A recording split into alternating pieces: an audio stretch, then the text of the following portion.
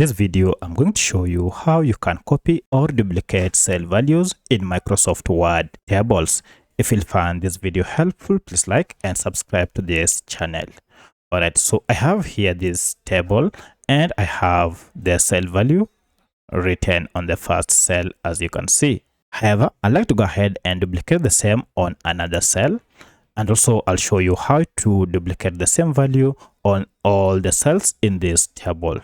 So to duplicate any value from one cell to another, just go ahead and highlight the table content, and then using a combination of Ctrl+C on your keyboard, you will have copied it. Or you can also just right click on it, and then you'll see we have an option to copy here.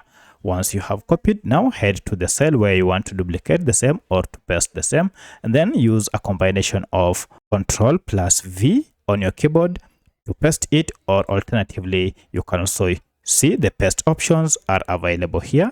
Go ahead and click on any of them, and you'll have your cell values duplicated on that cell. So that's the first method. However, if you wish to go ahead and duplicate all this value, to duplicate the value of this cell in all the other cells, it's pretty simple.